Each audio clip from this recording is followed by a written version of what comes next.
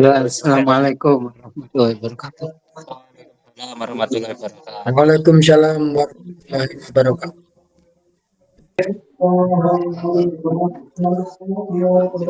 Ayat innamal bentar ya. Di rumah lagi rame soalnya. Iya, iya.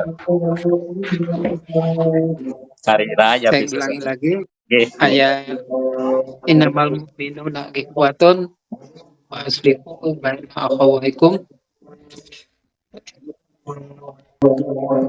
Ini bentuknya innamal mu'minuna, imannya sudah pakai kata benda, ikhwatun juga pakai kata benda. Jadi ini seakan-akan memberikan apa ya, tekanan bahwa orang beriman mestinya itu bersaudara gitu. Mestinya, karena ini pakai kata benda. Tidak pakai kata kerja. Jadi ini pakai kata benda. Sehingga ono wong beriman tidak bersaudara, mungkin imannya lagi merosot ya. itu yang pertama. Ada tingkatan-tingkatan persaudaraan ya.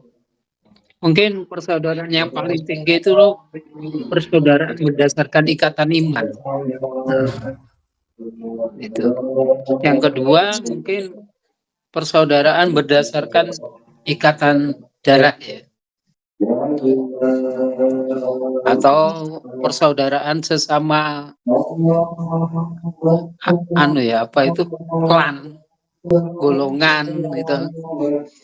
Itu bisa dibangun karena satu golongan, karena satu aliran dan sebagainya, itu bisa menjadi ikatan. Bahkan persaudaraan sesama bangsa ya. Sesama bangsa Indonesia itu adalah saudara. Bahkan mungkin persaudaraan sesama manusia gitu, yang dijelaskan tadi oleh Pak Hadi sebagai khalifah ya. Jadi itu. Jadi sebenarnya kita itu mesti bersaudara sebenarnya. Kalau dari sisi kemanusiaan kita saudara sesama manusia. Kalau kita sesama bangsa, nah kalau kita dalam kajian ini berarti persaudaraan dalam apa ya? Karena kehendaknya sama gitu, kepingin belajar sama gitu, kepingin mengetahui Al-Quran, maka terbangun persaudaraan karena tujuan sama. Itu yang pertama ya. Yang kedua, bahwa ada faktor-faktor yang bisa memecah belah, juga ada faktor-faktor yang mendukung persaudaraan. Saya lihat faktor-faktornya dulu ya. Dari neuroscience ya, dari ilmu otak. Jadi semua manusia secara sel otak itu isinya sama, 100 miliar ya. 100 miliar isinya itu. 100 miliar neuron sel. Itu sama. Hanya saja begini. Saya lahir tahun 60. Sel otak saya, satu sel otak saya itu secanggih komputer pada tahun 60-an. Jadi otak saya itu seperti TV tahun 60-an. Nek TV tahun 60-an niku nek gak urip iku digedhok ngene, dok biasane piye niku. Ya. Nah, sedangkan kayak Deli itu yang lahir tahun 80-an. 80-an itu satu sel neuronnya itu lebih canggih dari saya. Penginput datanya itu loh, kecepatan penginput data dan pengeluaran datanya itu lebih canggih dari saya. Apalagi orang-orang yang lahir tahun 2000-an itu. Itu sel otaknya sama dengan perkembangan. Jadi sel otak itu, satu sel otak itu ya sama dengan perkembangan komputer yang saat ini gitu. Makanya arek saiki ku nek digeblek gak iso. Karena komputernya itu sudah komputer HP-nya HP sentuh gitu. Nek biyen kita sekolah itu, wah guru itu ngaploki gak masalah. Nek saiki dikaplok ya masalah. Nek saiki hanya disentuh. Karena otaknya lebih canggih. Itu yang membedakan. Ya. Itu yang membedakan antara orang tua dan orang yang baru lahir gitu. Istilahnya generasi milenial gitu ya. Tahun 2000-an itu generasi milenial itu lebih canggih dari otak kita. Input datanya itu. Makanya kadang-kadang antara orang tua dan anak itu sering bertengkar. Gak cocok. Ya, wong tuanya agak lambat, sedang anak-anak sekarang agak cepat gitu. Itu yang itu kalau kita lihat dari perkembangan otaknya. Belum lagi kenapa kok? Karena wataknya berbeda ya. Berbeda. Kalau pada ayat berapa? Ayat 17:84 itu Al-Qur'an ngomong seperti ini. Kullu ya'malu ala sakilati. Tegaskan setiap amal itu tergantung pada pembawaannya, wataknya. Ya. Farabbukum a'lamu biman huwa ahda sabila. Dan Allah, Tuhan kalian, tahu mana yang perbuatan yang lebih benar. Jadi tergantung pada wataknya. Biasanya watak manusia dibagi dua ya, introvert dan ekstrovert. Kalau introvert itu lebih suka di dalam, kalau ekstrovert lebih aktif keluar. Nah itu kalau dua ini yang introvert itu digabung dengan yang ekstrovert, itu kadang-kadang nggak suka gitu. Nek foto introvert ini mungkin agak sama anunya.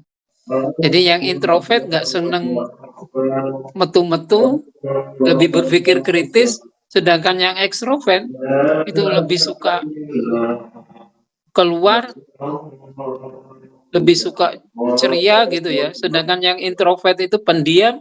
Nah itu yang membedakan. Sehingga kadang-kadang kalau introvert dan ekstrovert digabungkan, ini nggak akrab gitu, nggak akrab, persaudaraannya kurang. Ya, itu pengaruhnya.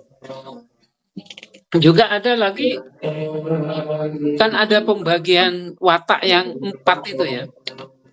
Watak yang 4 itu watak 1, watak plekmatis. Yang kedua apa ini?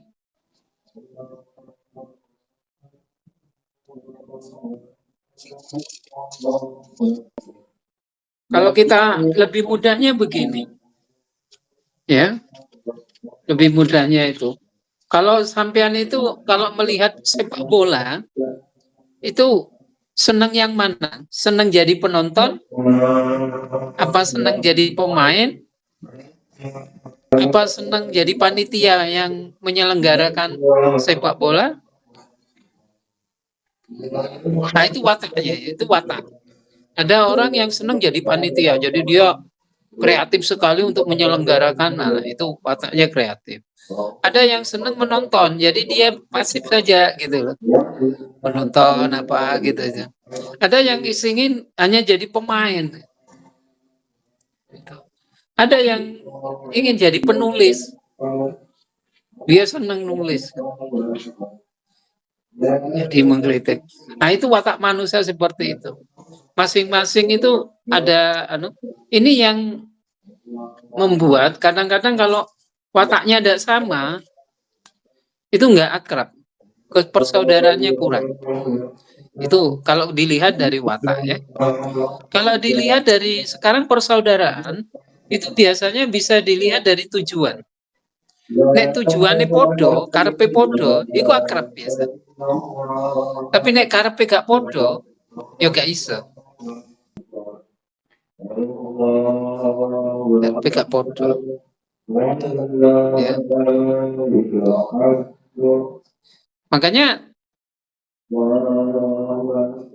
Makanya Allah mengatakan seperti begini ya. Tidak beriman kalian sebelum kalian mencintai Allah dan Rasul-Nya dan jihad fisabilillah dengan cinta yang lainnya. Artinya kita itu harus bersaudara berdasarkan perintah Allah, sunnah Rasul-Nya dan dalam rangka jihad fisabilillah. Meskipun wataknya berbeda, kita bersatu di sana. Harus patuh kepada itu. Ya.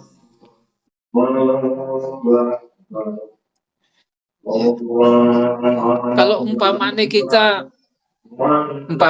ya, ada orang yang mendahulukan golongannya, tidak mendahulukan Allah dan Rasul-Nya, nah itu sudah tidak bisa gitu.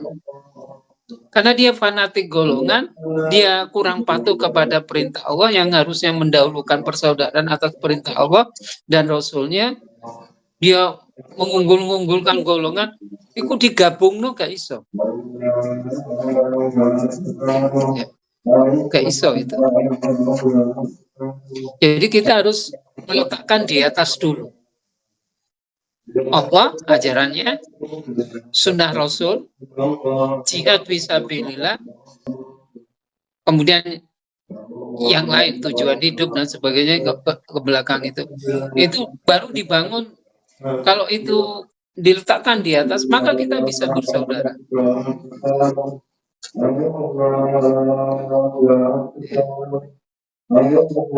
Tapi kalau kita tidak akan bisa bersaudara kalau kita mendahulukan keinginan kita, kemauan kita.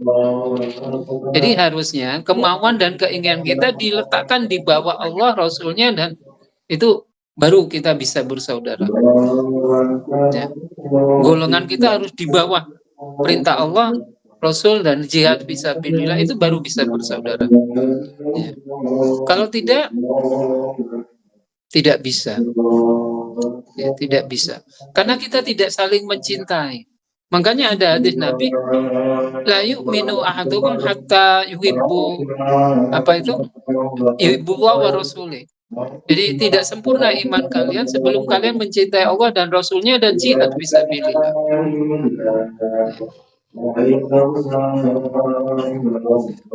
Kadang-kadang kita membanggakan harta. Karena kita kaya, gak suka yang miskin. Nah, karena kita mendahulukan kekayaan kita daripada perintah Allah dan Rasul, ya kita tidak bisa. Kita mesti tidak suka dengan yang miskin. Tapi kalau kita mendahulukan Allah, sunnah Rasul, dan sebagainya, meskipun kita kaya, lihat yang miskin itu tidak masalah. Gitu.